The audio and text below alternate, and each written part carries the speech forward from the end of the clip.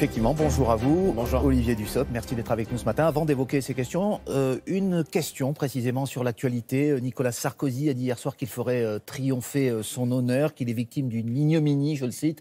Est-il plausible que l'ancien président n'ait rien à se reprocher et qu'il y ait, comme il le dit, une sorte d'acharnement contre lui? C'est à la justice de le dire. La justice fait son travail, enquête, investigue et a pris un certain nombre de décisions. Lorsqu'on est membre du gouvernement, lorsqu'on est parlementaire, qu'on respecte la séparation des pouvoirs, on ne commande pas l'action des juges, on la respecte. Vous n'avez pas de conviction sur cette affaire? C'est au juge de le dire. C'est au juge de le dire et personne ne peut se substituer à eux. Alors, je le disais, entre 350 et 500 000 personnes, selon les comptages, ont défilé hier dans les rues pour dire non au projet du gouvernement, à la fois sur la SNCF et sur la réforme de la fonction publique. Est-ce que vous allez tenir compte de cette mobilisation importante? Le gouvernement est à l'écoute et surtout le gouvernement est dans le dialogue.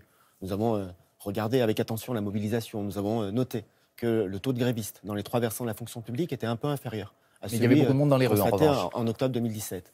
Il y avait du monde, il faut voir ce qui relève de revendications propres au secteur ferroviaire, suivi par ma collègue Elisabeth Borne, ce qui relève de la fonction publique, mais surtout, nous sommes au travail et dès la semaine prochaine, nous ouvrons les chantiers sur la modernisation de la fonction publique, sur l'amélioration des conditions de travail, et nous le faisons pour l'année qui vient, puisque nous prenons le temps de la discussion.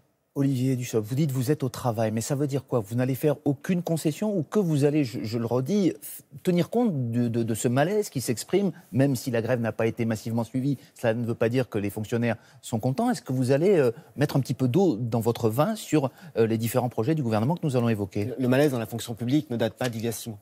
Cela fait des années qu'on demande beaucoup d'efforts aux fonctionnaires. Le point d'indice a été gelé de 2010 à 2016 et faiblement revalorisé. Vous avez l'intention d'y changer quelque chose sur le point d'indice précisément?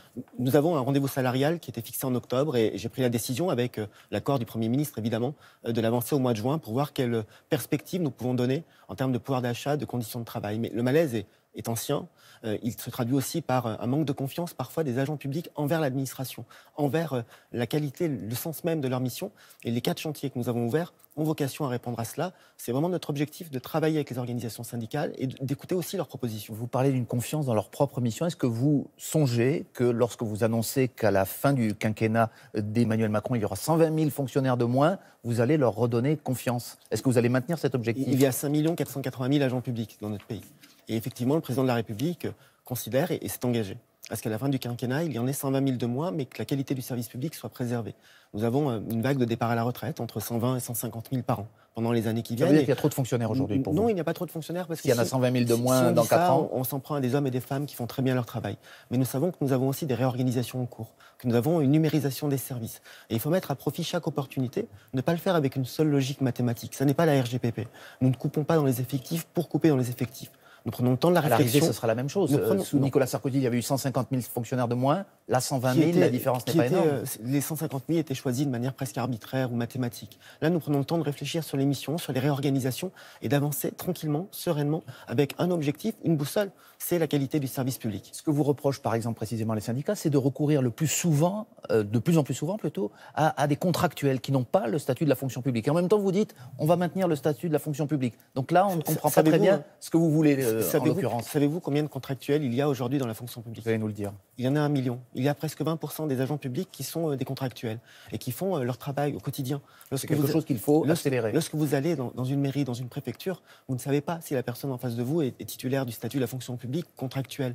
Les contractuels ont les mêmes devoirs, les mêmes obligations. C'est prévu par la loi. Ils n'ont pas le statut. Ils n'ont pas le statut que nous ne remettons pas en cause d'ailleurs. C'est la loi de 83, déclinée dans les lois de 84 et 86. Nous voulons l'adapter, le moderniser, mais nous ne le mettons pas en cause. Et les contractuels sont soumis aux mêmes obligations. Ce que nous voulons, c'est permettre aux employeurs publics, aux élus, aux directeurs d'hôpitaux, aux directeurs d'administration centrale, d'avoir une plus grande variété de choix dans leur recrutement, de pouvoir recruter plus localement, de pouvoir aussi favoriser l'accès à la fonction publique aux uns et aux autres. Alors il y a un autre sujet qui fait débat, qui coince même au niveau des syndicats, c'est l'idée de la rémunération au mérite. Pouvez-vous nous expliquer en quoi elle constituerait un progrès pour les fonctionnaires et finalement c'est un système que vous souhaitez développer? Et pourquoi? Avec l'individualisation de la rémunération, nous voulons récompenser et dire, souligner les efforts de celles et ceux qui font plus, qui font mieux, qui s'impliquent. Sur quels critères? L'absentéisme, les résultats? Les critères, justement, font l'objet d'une discussion avec les organisations syndicales. Le mérite peut être individuel, il peut être aussi collectif. il n'est pas défini de la même manière selon le métier que vous exercez. Lorsque vous êtes enseignant, lorsque vous êtes infirmier ou infirmière, lorsque vous êtes affecté à des tâches plus statistiques, évidemment que le mérite ne se définit pas de la même manière. Et mettons à profit, parce que je crois que, pardonnez-moi, mais c'est important, il y a un débat sur comment est-ce qu'on mesure l'engagement des uns et des autres dans leur travail au quotidien. Ça doit être l'occasion d'un débat sur les missions du service public, ce qui n'a pas été fait depuis 20 ans. Il faut payer mieux tous les fonctionnaires ou il faut payer mieux certains fonctionnaires? Je pense qu'il faut savoir faire les deux, qu'il faut savoir travailler. Vous dites payer mieux tous les fonctionnaires. On a évoqué tout à l'heure le point d'indice. Il y a d'autres éléments. Par exemple, vous allez donc revaloriser que nous sommes en train de revaloriser et sur lesquels nous travaillons. Je prends un exemple qui s'applique à tous les fonctionnaires.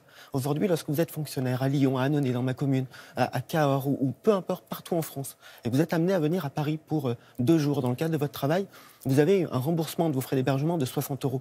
Tout le monde convient que se loger à Paris pour 60 € la nuit, c'est compliqué. Nous avons un groupe de travail qui va permettre de revaloriser cela. De la même manière que nous allons ouvrir au 2e semestre une discussion sur la protection sociale complémentaire.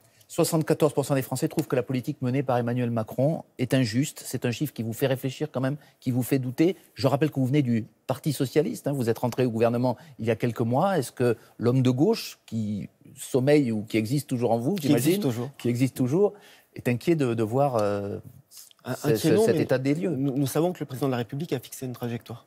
Cette trajectoire prend un peu de temps puisqu'il y a des mesures qui ont été prises en termes de redressement, en termes de relance, de modernisation, tant de notre économie que de notre système de protection sociale. Il y a aussi des mesures pour le pouvoir d'achat qui vont prendre effet dans les mois qui viennent. Hier, Gérald Darmanin a signé le décret permettant la revalorisation du minimum vieillesse sur les 3 ans qui viennent. Ça sera 100 € de plus par mois et en 3 ans. Un peu de patience, donc, comme a dit le président il y a quelques jours. Ça avance et ça avance bien. Merci beaucoup, Olivier Dussopt. C'est à vous, Laurent, et très bonne journée. Merci, Jeff. Très bonne journée à vous deux.